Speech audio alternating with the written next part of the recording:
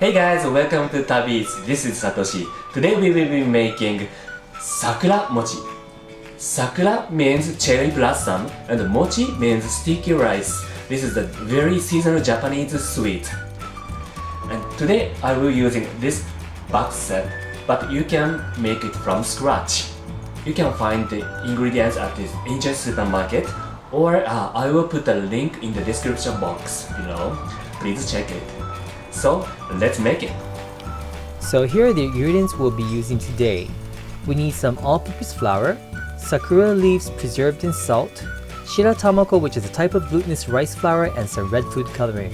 We're also using azuki or red bean paste powder today, but it's easier to just buy the ready-made ones that you can find in the Asian supermarkets. We're also going to be using some sugar and water. As some of these ingredients may be hard to find for some, we'll include some links in the description box below for your convenience. First, let's soak the sakura leaves in water for about 10 minutes to get rid of some of the saltiness. Next, you want to dry the individual leaves on paper towels. Gently blot them dry, making sure that they are as dry as you can get them. There is nothing worse than a soggy piece of sakuramochi, so do not skip this step, guys. Continue to do the same thing with the rest of your leaves and set them aside. Now, if you're using ready-made red bean paste, simply skip over this step. This part goes by quickly, so you don't necessarily have to fast forward or anything. I mean, watching red bean paste being prepared is actually quite therapeutic, don't you think? So anyway, this is a very simple step. All you do is add some water and sugar to the red bean powder and you stir until it's dissolved. And that's it. Stir and heat over medium-low heat. Once you get it to a smooth consistency, continue stirring until it starts to solidify like this. This looks like it's just about done. Once it's done, take it out and set it aside. We're going to let it cool for about 10 to 15 minutes. Once that is done, divide the paste into 8 individual mounds and set this aside while we work on the Sakuramochi wrappers. In a bowl, combine the shiratamako and water, and we're going to give it a quick mix until those two are combined. Now, I've mentioned this before, but shiratamako is a glutinous rice flour that's similar to mochiko but results in a much smoother texture. Once again, links are in the description box below for your convenience. Next, let's sift our flour to the mixture. Now, sifting will guarantee a nice and smooth wrapper for a red bean paste, so don't just dump it in, okay? You know, I sometimes forget to sift, which is why Satoshi makes better sakuramochi than I do. He's a patient guy while I'm incredibly impatient. I'm working on it and I think I'm getting better. Anyway, let's move on. Once the batter is a smooth consistency like this, we're going to add our red food coloring. Now, we're using a natural food coloring today, but you can use the food coloring of your choice. Now, we did add a tad too much coloring as it really shouldn't be this dark. We're aiming for a subtle pink color. But if you added too much color like we did, it's okay because the taste should be the same. Now just give us a few more months and we should be making less mistakes in our cooking videos. Alright, let's move on.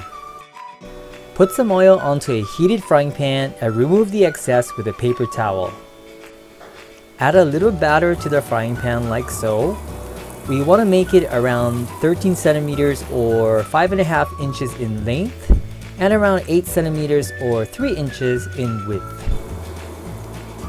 I know it looks like pink blobs right now, but it'll all come together in the end, I promise. We're gonna cook them on low heat for about 1 minute and then flip it over to cook the other side for about 10 seconds. They're fairly thin and they cook quickly, so be careful not to burn them.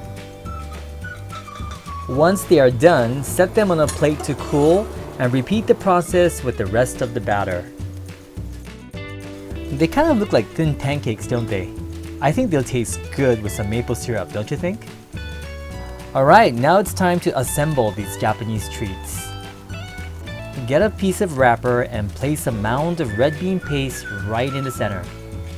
Then fold the wrapper in half so that red bean paste is covered, sort of like a blanket.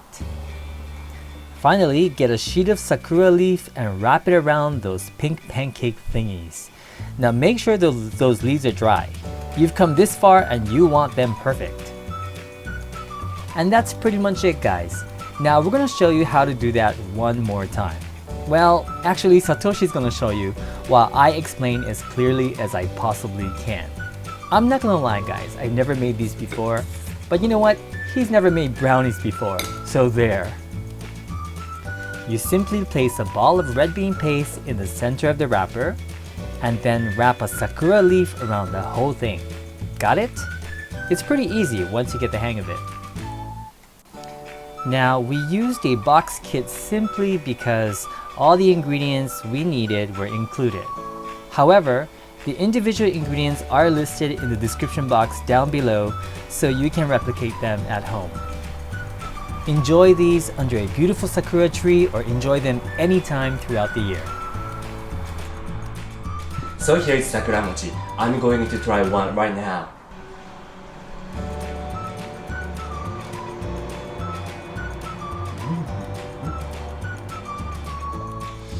The taste is very good, and the fragrance comes from the leaves. It's very natural. It reminds me of springtime.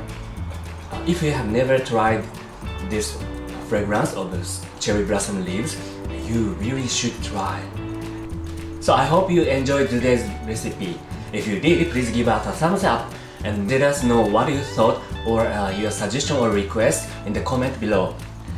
And make sure to subscribe to our channel for daily videos. Thank you very much for watching. Bye bye.